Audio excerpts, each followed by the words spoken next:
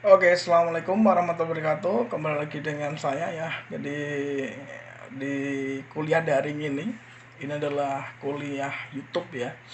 Di pertemuan terakhir nanti adalah pertemuan 13 dan 14 pengenalan atau pengantar teknologi informasi, mengenal protokol pada jaringan komputer. Jadi pengertian protokol adalah satu aturan fungsi yang terdapat di dalam sebuah jaringan komputer. Contohnya seperti mengirimkan pesan, mengirimkan data, mengirimkan informasi, dan fungsi lainnya harus dipenuhi oleh sisi pengirim dan penerima supaya komunikasi dapat berlangsung dengan baik dan benar. Walaupun sistem yang terdapat dalam jaringan tersebut berbeda-beda. Ada juga jenis definisi lain yang mengatakan kalau protokol merupakan sebuah perangkat aturan yang dipakai di dalam jaringan yang merupakan suatu aturan main yang menata atau mengatur komunikasi antara beberapa komputer dalam sebuah jaringan sehingga komputer anggota dari jaringan dan komputer yang berbeda platform dapat saling mengirimkan informasi dan saling berkomunikasi satu sama yang lainnya. Wah, panjang ya di sini ya. Uh, Bacanya panjang. Jadi kalau dilihat dari sejarah protokolnya sendiri berawal dari tahun 1970-an. Ini kalau kita melihat dari protokol yang mulai berkembang dengan pesat. Nah, perkembangan ini diakibatkan mulai tumbuh jaringan internet secara global di sini ya. Dari secara global sudah sangat bertumbuh cepat sehingga protokol itu juga sangat berkembang juga. Tetapi munculnya banyak protokol adalah belum mempunyai terkoneksi satu dengan yang lainnya. Hal ini dikarenakan belum ada standar yang mengatur secara khusus. Jadi protokol yang digunakan pada jaringan sebuah gedung belum tentu bisa berkomunikasi dengan gedung yang lainnya. Sehingga pada akhirnya satu badan yaitu International Standard Organization (ISO) membuat standarisasi protokol yang saat ini dikenal dengan protokol model Open System Interconnection atau yang dikenal dengan nama OSI. Nah, tetapi dikarenakan model OSI ini adalah setiap konsep dasar yang preferensinya teori secara bekerja sebuah protokol dalam perkembangan protokol TCP/IP digunakan sebagai standar de facto yang digunakan di sini. Oke, kita akan melihat jenis-jenis protokol dalam jaringan komputer ya. Jadi ada namanya TCP/IP atau Transmission Control Protocol dan Internet Protocol. Jadi kalau kita lihat namanya TCP/IP yang digunakan adalah Transmission Control Protocol dan Internet Protocol. Merupakan standar dari komunikasi data yang dipakai oleh komunitas internet. Terus ada lagi UDP, User Datagram Protocol. UDP singkatan dari User Datagram Protocol adalah salah satu protokol lapisan transport TCP/IP yang mendukung komunikasi yang tidak andal di sini atau unreliable yang digunakan tanpa connectionless antara host-host dalam jaringan yang menggunakan TCP/IP. Nah, contohnya gini, saya kan sudah terhubung dengan koneksi internet di sini ya, atau tethering dengan HP saya. Jadi kalau kita mau lihat dari Shelly kemarin kalau nggak salah di materi saya sudah saya ini ya. Oke, kalau kita lihat di sini, kita bisa menggunakan perintah nestat untuk melihat protokol yang terkirim di dalam kita. Jadi kalau kita ketika nestat main s atau dasar diagram, kita akan melihat aja ada TCP/IP-nya, GDP yang digunakan ini jenis protokol ya. Jadi sudah bisa kita lihat juga di sini. Jadi perintahnya adalah nestat main r. Nanti kita ketika di sini. Nah, fungsi nestat di sini sebenarnya banyak. Kalau kita lihat di sini adalah contohnya ada banyak di sini. Ada digunakan untuk display connection, display port, display digunakan untuk executable info dan sebagainya. Ini contohnya. Jadi kalau kita mau lihat routingan dari sini kita ketika tinggal nestat main r di sini. Nah, nanti ketemu routingannya di sini. Nah, oke di sini ya. Ini adalah IP versi 4 routing table ya. Kelihatan di sini ya. Terus interface listnya adalah ini. Jadi namanya juga akan terdeteksi di sini. Ya. Ada Ethernet connection, VirtualBox, virtual MPCAP, lebih adapter, Microsoft Wi-Fi Direct Virtual Adapter, Microsoft Wi-Fi Direct Virtual Adapter, dan VMware yang digunakan. Ini jumlah beberapa device yang sudah terkoneksi dengan interface list yang terkoneksi di sini ya. yang terhubung di sini. Oke, ada lagi namanya HTTP atau Hypertext Transfer Protocol. Jadi kalau HTTP di sini merupakan suatu protokol yang digunakan oleh WWW atau World Wide Web sebagai suatu identitas utama dalam jaringan. Ini contohnya adalah URL link. Terus ada namanya Hypertext Transfer Protocol Secure atau HTTPS. Jadi kalau kita mau melihat biasanya contohnya ada di sini ya. Kita buka browser di sini. Contohnya adalah kita coba masuk di Google aja deh. Nanti kan nggak ada.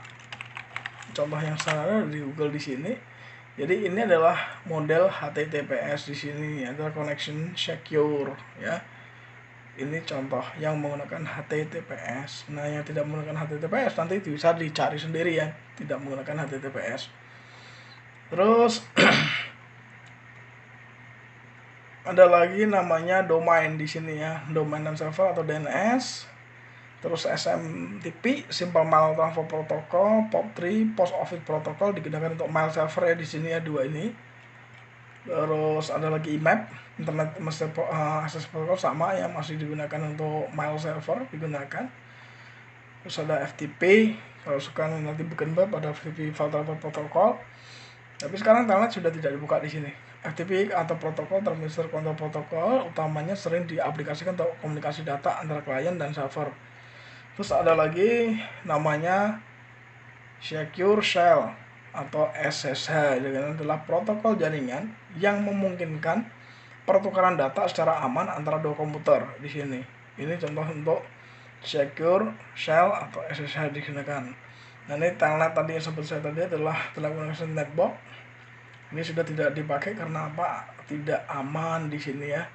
Aman. Terus ada lagi namanya OSI layer, merupakan standar komunikasi yang diterapkan untuk jaringan komputer. Nah, lapisan OSI layer dibagi menjadi dua, upper layer, lower layer. Jadi upper layer adalah user interface, data formatting, dan communication session ditangani layer ini. Banyak diimplementasikan dalam bentuk software atau aplikasi. Sedangkan untuk lower layer, bagaimana data mengalir pada network ditangani pada layer ini, dapat diimplementasikan dalam bentuk software dan hardware di sini. Oke, ini contohnya ya, contoh dari OSI layer, ada application, ada presentation, ada session, transport, network, data link, dan physical. Ini contoh di upper seperti ini. Jadi kalau melihat mana sih yang ditangani dari upper adalah application, presentation, session. Sedangkan untuk lowernya adalah transport, network, data link, dan physical. Physical itu contohnya di sini ya, ada hub, token ring, dan sebagainya. Kalau aplikasi nanti larinya di HTTP, FTP, SMTP. Presentasinya adalah JPEG, GIF, MPEG. Sedangkan session adalah AppleTalk atau Beanstalk, adalah FTP digunakan. Sedangkan untuk transfer adalah TCP, UDP, SPX. Untuk network sendiri untuk contohnya adalah IP, CMP, IPX atau router di sini. Data linknya adalah Ethernet, ATM. Ini contohnya adalah switch atau bridge yang digunakan. Physicalnya adalah Ethernet, token ring. Atau device-nya yang digunakan atau hardware adalah hub dan repeater. Nah, itu contoh dari OSI layer. Sedangkan physical layer ini adalah layer utama di sini ya. Jadi fungsinya definisikan media transmisi jaringan, terus mendefinisikan metode persinyalan, sinkronisasi bit data, terus dia juga mendefinisikan arsitektur jaringan, mengaplikasikan topologi jaringan, melakukan proses pengkabelan. Terus juga tugasnya adalah mendefinisikan LAN card atau NIC dalam bekerja di gelombang radio. Sedangkan untuk data linknya adalah lapisan ini merupakan salah satu layer yang penting karena memiliki fiturnya. Nah, fitur dari data linknya adalah mengkoreksi kesalahan, menentukan bagaimana setiap bit dari data dikelompokkan ke dalam frame. Nah, pengelamatan perangkat keras menentukan bagaimana sebuah perangkat keras dapat beroperasi. Nah, ini terdapat dua level ya. Ada logical link control LLC, media access control atau MAC yang digunakan. Terus ada lagi network layer. Lapisan layer ini, fungsi utama dari network layer ini adalah membantu mendefinisikan alamat IP atau internet protokol. Selain itu, fungsi lainnya adalah membuat header pada paket-paket data, melakukan proses routing di sini ya. Untuk transport layer di sini merupakan lapisan OSI yang memiliki tugas sebagai pengantar. Nah, fungsi utama dari transport layer ini adalah memecah data ke dalam paket-paket data, mentransmisikan data dari session layer menuju network layer maupun sebaliknya, membuat penomoran pada paket-paket data sehingga nantinya dapat disusun kembali dengan mudah di sini. Nah, proses berikutnya adalah melakukan proses transmisi ulang pada paket data yang hilang. Jadi nanti fungsi kerjanya adalah di transport layer di sini. Terus ada lagi namanya session layer. Lapisan selanjutnya di sini adalah lapisan memiliki fungsi utama, mendefinisikan sebagai sebuah koneksi bisa dibangun serta dapat mendefinisikan manajemen dari sebuah koneksi seperti menghancurkan dan memelihara koneksi. Yang keenam, presentation layer. Ini bertindak sebagai layer ke-6 ketika sebuah komputer menerima paket data disebut dengan nama presentation layer. Nah, fungsi utamanya dari lapisan layer presentasi ini adalah mentranslate data yang akan ditransmisikan dari dan di sini ya, dari dan menuju sebuah aplikasi. Ya, contohnya ini ada di Rectoverware, ada VNC Virtual Network Computer, terus ada lagi Remote Desktop Protocol. Ini contoh dari presentasi tadi. Layer yang ketujuh dan yang terakhir adalah merupakan lapisan yang dilewati begitu komputer klien menerima data tersebut. Nah, fungsi dari aplikasi layer di sini sebagai pelepas data dalam sebuah jaringan dan juga penampil data dalam sebuah jaringan memiliki beberapa fungsi seperti menyajikan interface antara aplikasi dengan jaringan, mengatur bagaimana sebuah aplikasi mampu untuk mengakses jaringan, membuat pesan-pesan berupa kesalahan pada jaringan, dan menampilkan display dari sebuah jaringan. Ini ada protokol pada layer aplikasinya adalah contohnya HTTP, SMTP, NFS yang digunakan di sini.